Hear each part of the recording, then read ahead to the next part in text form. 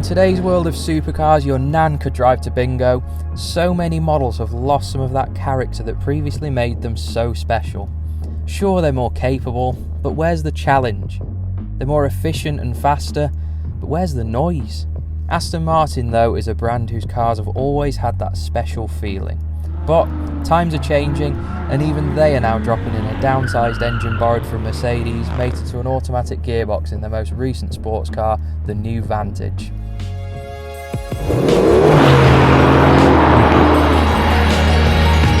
Thanks to our friends at XL Leasing, we spent 2 weeks in their new Vantage touring Europe and putting it through every situation you can imagine to see if that old Aston Martin character still shines through the pursuit of usability and efficiency.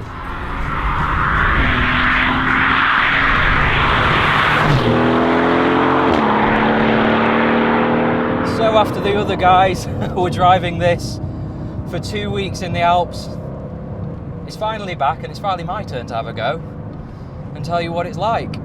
It spent 2 weeks leading a group of supercars from Geneva all the way to Monaco via the Alps and back again.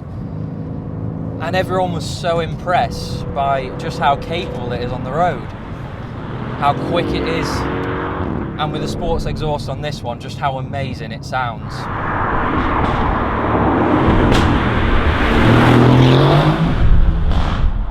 Whenever I've heard videos of the new Vantage, it sounded kind of the same as a C63 because it shares its 4-litre twin-turbo V8 with that car, has the same 503 brake horsepower, but this one, the sports exhaust on it makes all the difference. The pops and cracks on downshifts are hilarious, and it has a much harder edge on power. It is fast as well now. The old V8 Vantage sounded great. It was an engine you had to work hard, not anymore. This has torque all the way across the revs. It's so loud in here. You have to get this exhaust if you get one of these. Has the 8-speed ZF gearbox, but the way Aston have programmed it, it's quite snappy. I'd say it feels like a double clutch. I don't feel like you're missing out by having a torque converter auto and on those downshifts. The suspension, that's one thing. It has a little more ride height than most supercars and more suppleness to it. So going down a road like this, you can just absolutely attack it and you're not grounding out, you're not getting thrown around. The steering is quite light. I'd maybe like a bit more weight from it, but it is really positive on turning. You don't really need a lot of angle to get the nose darting into the turn.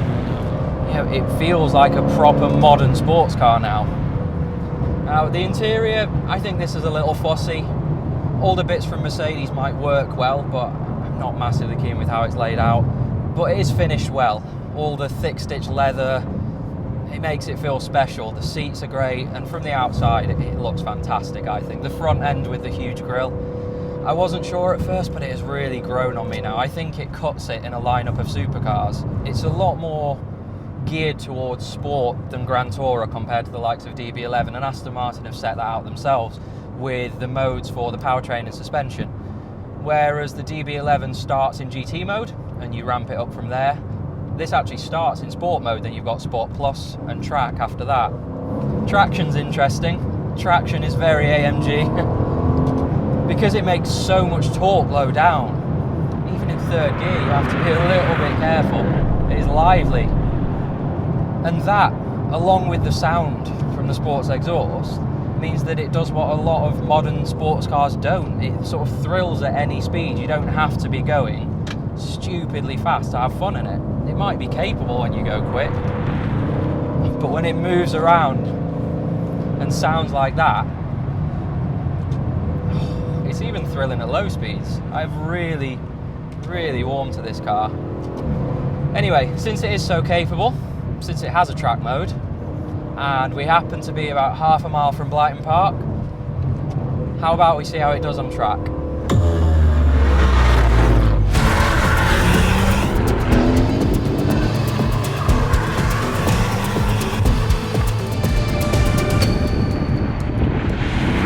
So as if by magic, we're at Blyton Park, my cheeks are being squashed in, and let's see what it's like on track. The guys from XL Leasing are here.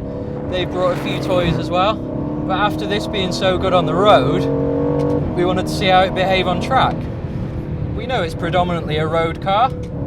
It's sort of a sports car that you can take grand touring, but one of our members has brought an old V8 Vantage today, so some people might do this with their Vantage, so why not see how it does? And so far, God, the steering, for a car with such a massive V8 up the front, it turns in so keenly. See how the stability is through this quick S? Yeah, that's nice. Gearbox, still quick. If you want to do 2 changes at once, it's not quite up there with a dual clutch on the track. But other than that, it's fantastic. Brakes, they're holding up well. They haul off the speed quickly.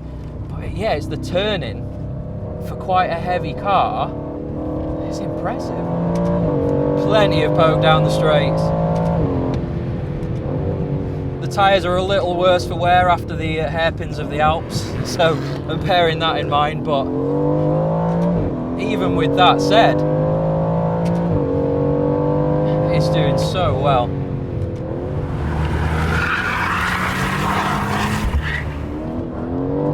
And if you want, it'll do that as well. What's impressed me so much about this is it behaves exactly how you want it to. If you want to be a hooligan, it will do it all day. If you want to be neat and tidy, you've got to be gentle with it, but it is a really effective tool.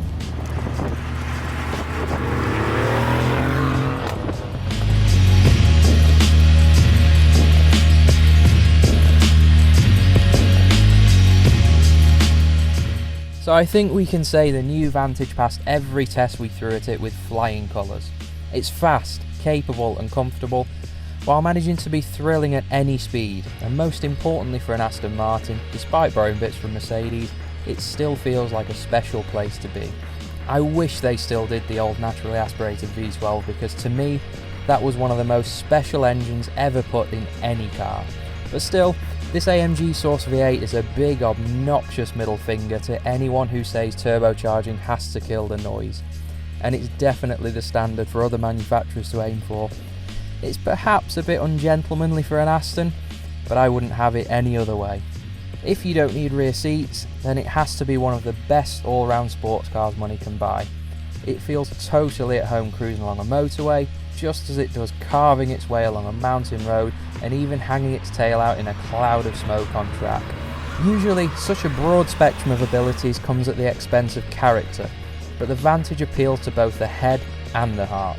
So a big thank you goes out to XL Leasing for allowing us so many exciting miles in the new Vantage, and of course, making us want one.